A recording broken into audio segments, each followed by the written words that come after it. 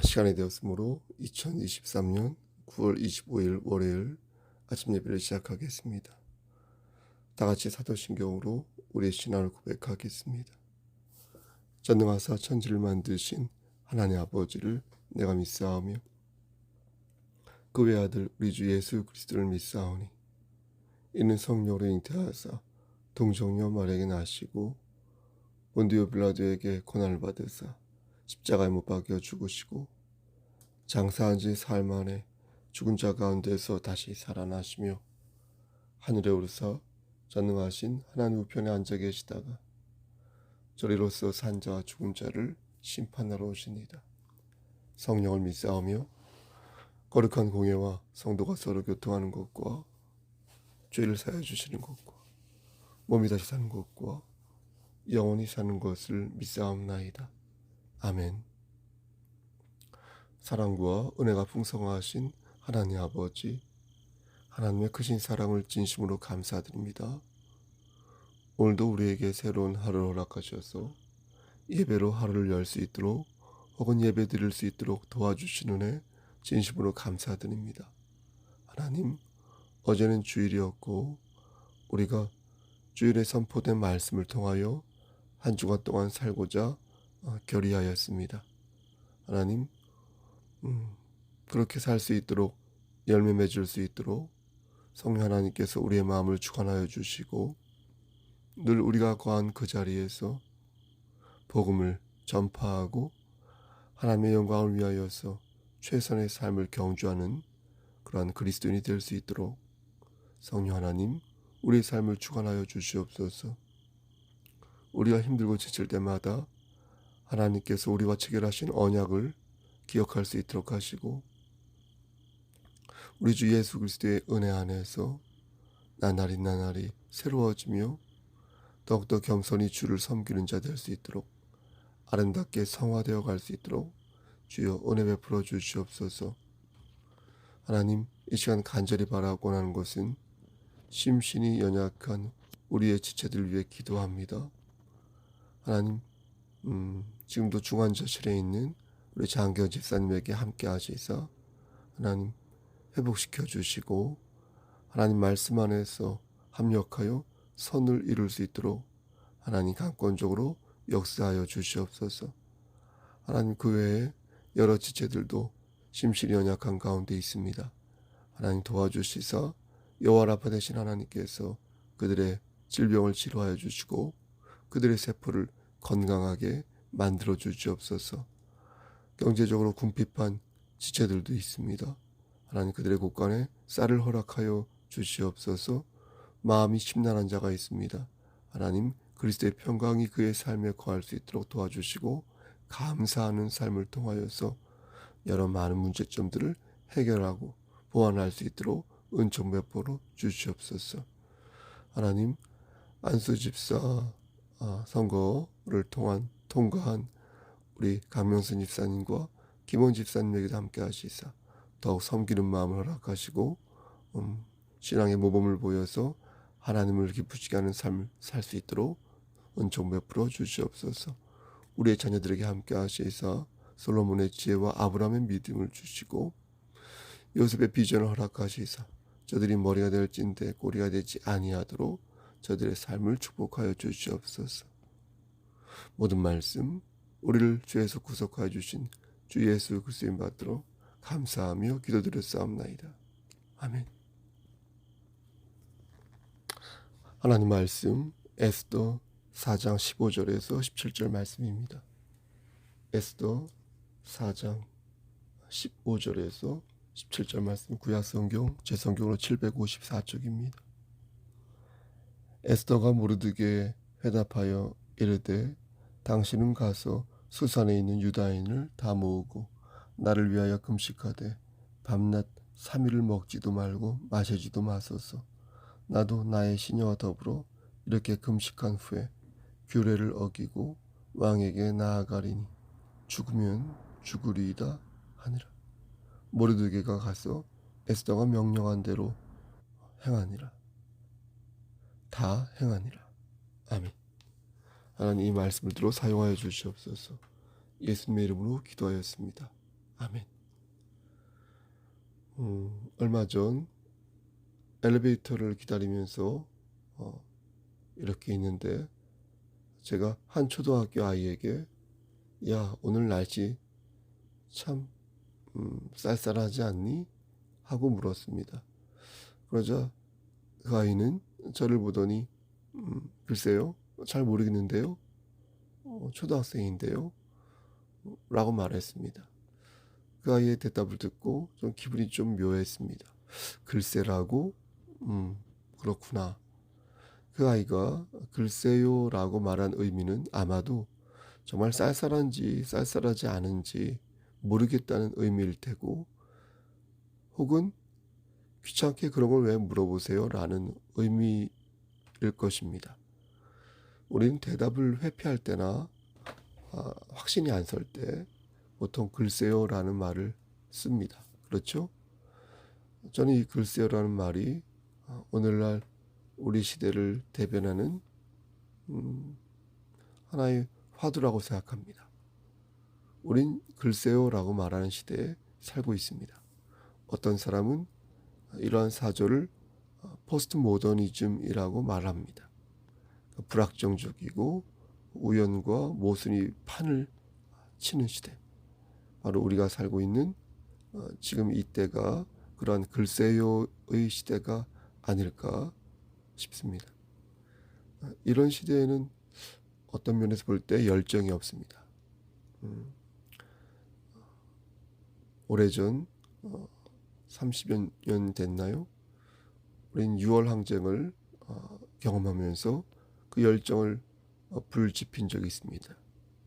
박종철 군과 이한열 군의 죽음은 150만 명의 민중들의 마음을 움직였으며 민주주의의 실현과 독재자 전두환 씨의 타도를 위해서 커다란 열정의 덩어리를 우리가 이렇게 움켜쥔 적이 있었습니다.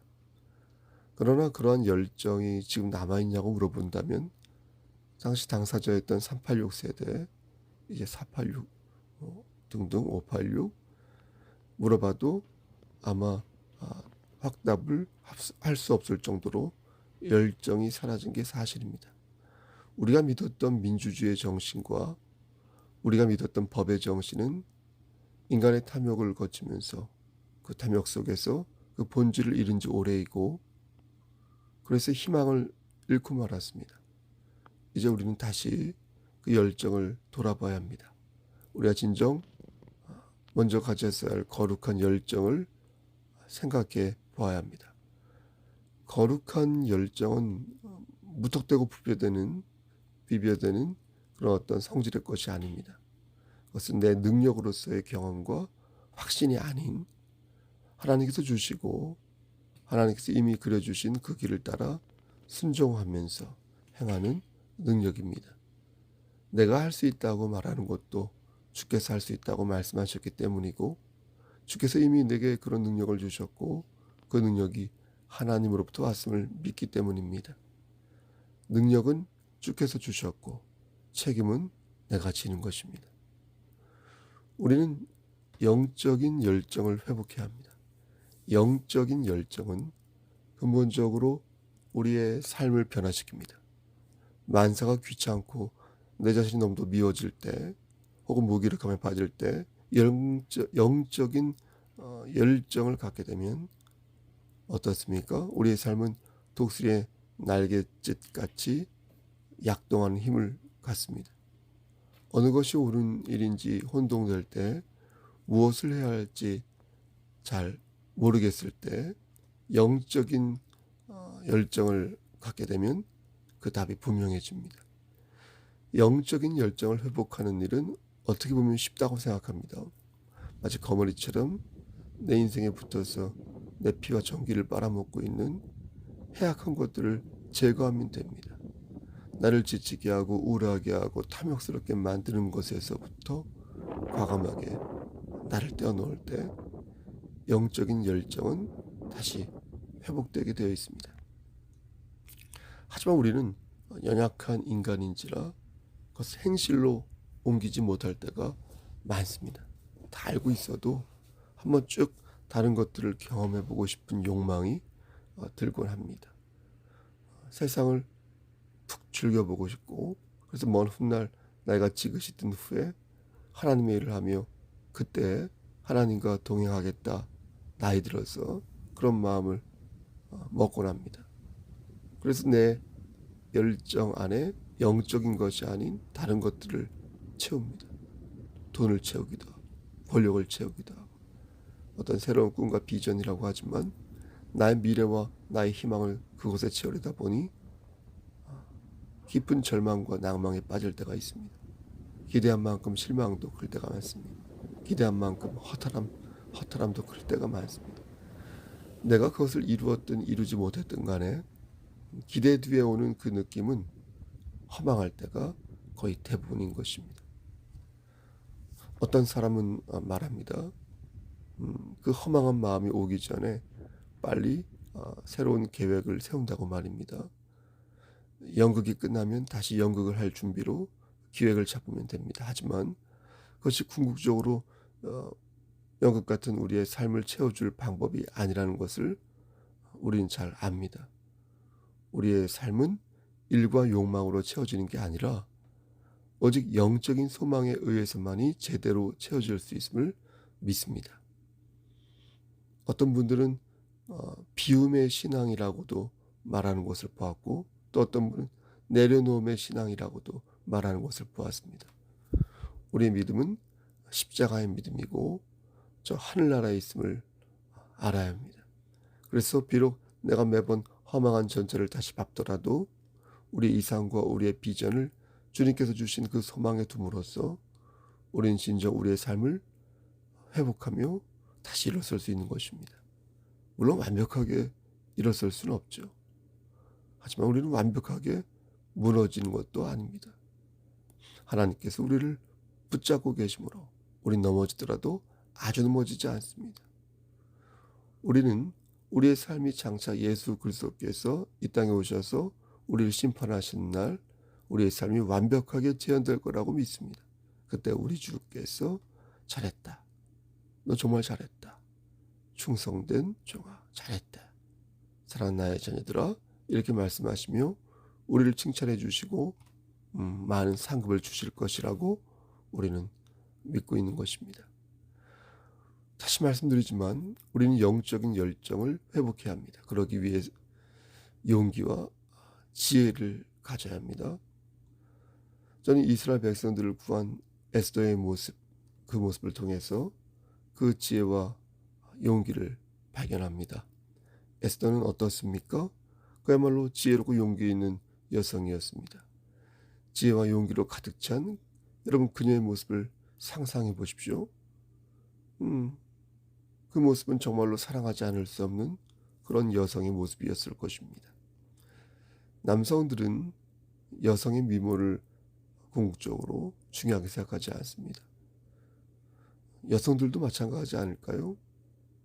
자신의 신념을 가지고 자신의 목숨까지도 바칠 수 있는 절대적인 진리를 위해 사는 모습, 그 모습이 가장 아름답지 않을까요? 에스더는 지혜롭고 용기 있는 여성이었습니다. 그는 지혜롭게 행동했습니다. 해야 할 말과 하지 말아야 할 말을 잘 구별하여 행동했습니다. 이 상황에서는 내가 유대인이라는 사실을 말하면 안 되고, 이 상황에서는 내가 담대하게 하나님 말씀을 선포하며 절대 양보해서는 안 될 것이다. 이렇게 생각했습니다. 이러한 지혜를 가지고 전략을 짤 줄 아는 그런 여성이었습니다. 에스더는 비겁한 여성이 아니었습니다. 그녀가 유대인이라는 사실을 숨겼던 것은요, 장차 큰 일을 이루기 위해서였습니다. 장족하는 마음으로 먼 곳을 바라보았을 때 에스더는 자신이 유대인이라는 사실을 왕에게 알리면 안 되는 거였습니다. 에스더는 죽으면 죽으리라는 각오로 이제 왕 앞에 섰습니다. 그것을 볼 때 에스더는 지혜로운 여성이었으며 진정 용기 있는 여성이 맞았습니다. 그녀가 더욱 지혜로웠던 것은 중보자로서의 역할을 톡톡히 해냈다는 것입니다. 총리 하만이 모르드게와 이스라엘 백성들을 죽이려 할 때 에스더는 아무런 전략 없이 왕에게 소청하지 않았습니다. 모르드게는 이스라엘의 죽음을 자신의 죽음과 연결지었습니다. 분명 하만은 에스더를 죽이려 했던 것이 아니었습니다. 자신 앞에 절을 하지 않았던 모르드게와 그의 백성들을 죽이려 했던 것이지 결코 왕후인 에스더를 죽이려 했던 것은 아니었습니다. 하지만 에스더는 그것을 이용하였습니다. 그리고 진정성을 가지고 왕에게 소청했습니다. 나와 내 민족이 팔려서 죽임과 도륙함과 진멸함을 당하게 되었나이다. 만일 우리가 노비로 팔렸다면 내가 잠잠하였으리다. 그래도 대적이 왕의 손해를 보충하지 못하였으리다. 아하스웨로 왕은 대량 학살하려는 하만의 계획을 사실 알고 있었습니다. 하만은 왕에게 은 1만 달란트를 약속함으로써 이 학살이 왕에 의해 승인되었기 때문입니다. 하지만 왕은 그 한 민족이 유대인이란 사실은 알지 못했습니다. 3장 7절에서 11절 말씀을 보면 다만 한 민족이라고 하만이 말했기 때문에 설마 그것이 왕후의 민족을 말하고 있다는 사실은 몰랐던 것입니다. 어쩌면 왕은 그 당시까지 왕후 에스더가 유대인이라는 사실을 모르고 있었는지도 모릅니다. 어찌됐든 에스더는 자신의 죽음과 민족의 죽음을 똑같이 대입시킴으로써 왕을 분노케 하였던 것입니다. 이것은 대단한 지혜가 있을 때 가능한 것이지만 사실 지혜만으로는 불가능한 일이라고 생각합니다. 여러분 생각해 보십시오. 중보자의 역할을 하려면 지혜와 더불어 용기가 있어야 합니다. 그리고 그 밑바탕에는 진정성이 있어야 합니다. 그녀가 진정한 마음으로 왕에게 자신의 소청을 말했고 그리고 그것이 진정 하나님을 위한 일이었음에 결국 그것은 왕에게도 좋은 일이라는 확신을 갖고 있었던 것입니다. 또 공교롭게도 하만은 에스더를 겁탈하는 것처럼 보이고 말았습니다. 걸상 위에 엎드린 하만의 모습이 왕에게는 순간적으로 왕후를 겁탈하는 것처럼 보였던 것입니다. 악인에 대한 하나님의 징벌을 생각해 봅니다. 그동안 우리는 많은 실망을 해왔습니다. 잠언 11장 31절 말씀에 하나님께서는 악인에게 징벌을 내리신다고 하셨는데 현실적으로 볼 때 악인들이 의인들보다 더 잘 되는 것을 우리는 보는 것입니다. 이러한 모습이 우리로 하여금 큰 실망감을 안기었고 결국 영적인 열정을 포기하는 일까지 이어지게 되었습니다. 하지만 우리는 이러한 것에 대해 보다 영적인 눈을 가질 필요가 있습니다. 육신의 눈으로는 알 수 없지만 영적으로 보면 악인들은 하나님의 정죄 아래 있음을 알 수 있습니다. 요한복음 3장 18절. 그렇죠? 그를 믿는 자는 심판을 받지 아니하는 것이요 믿지 아니하는 자는 하나님의 독생자 이름을 믿지 아니하므로 벌써 심판을 받은 것이니라. 벌써 심판을 받은 것이니라. 따라서 그들에 대한 하나님의 심판은 반드시 이루어지는 것입니다. 현세의 심판을 받지 않아도 사후의 심판이 있을 것입니다. 누가복음 19장 26절 말씀에 또 하나님께서는 악인들을 모두 동일하게 심판하지 아니하시고 그들의 죄악의 경중에 따라 엄중히 징벌하신다. 이렇게 말씀하십니다. 악인의 징벌은 필연적입니다. 따라서 우리는 결코 낙망하지 말아야 합니다. 하나님께서 갚아주신다. 다만 그들이 하나님의 징벌을 지금 교묘하게 피하고 있다는 사실에 우리는 안타까움을 가져야 할 것입니다. 이미 우리는 구원을 받았고 이미 저들은 심판을 받았습니다. 주께서 우리를 위해 보혈을 흘려주신과 동시에 우리는 거룩한 열정을 손에 쥐게 되었으며 그 길을 따라 걸을 수 있는 축복의 약속을 받았습니다. 사랑하는 동석교회 성도 여러분, 우리의 삶에 거룩한 열정이 가득 차기를 원한다면 이미 우리에게 주께서 그 능력을 주셨음을 믿어야 합니다. 그리고 거룩한 열정을 느끼기 위해 내 안에 있는 온갖 탐욕스럽고 거짓된 것들을 내어놓아야 합니다. 손에 쥐고 있는 정욕된 부정한 것들을 내려놓고 주께서 주신 그 강렬한 선물을 온몸으로 느낄 줄 알아야 합니다. 성령 하나님과 동행하는 삶을 살아서 성령 하나님께서 말씀하시는 대로 오늘도 은혜 안에서 신령한 삶을 살아야 합니다. 여러분, 구원은 심판과 함께 시작됩니다.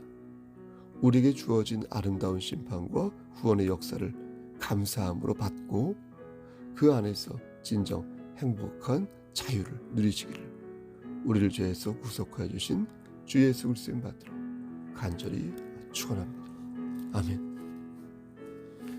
이제는 우리를 죄에서 구속하여 주신 우리 구주 예수 그리스도의 은혜와 아버지 하나님의 만극하신 그 사랑하시고 성령 하나님의 교통하시고 인도하시는 모든 역사하심이 하나님 말씀 안에서 오늘도 참 평강을 누리며 죽으면 죽으리라는 그런 심정으로 거룩하고 영적인 열정을 통하여 하나님을 높이고 기쁘시게 하는 삶을 살기를 소원하는 여기 모인 성도와 그들의 가정과 이 재단과 이 나라 위에 하나님의 사랑하심이 세세토록 함께 계실지어다. 아멘. 예배를 마쳤습니다. 오늘은 가을 정기도회가 우리 교회에서 있습니다. 수고해 주시는 우리 한명자 집사님, 김영미 집사님 감사합니다. 여러분 오늘도 주 안에서 승리하십시오. 샬롬. 동영상인 거. 하나, 둘, 셋.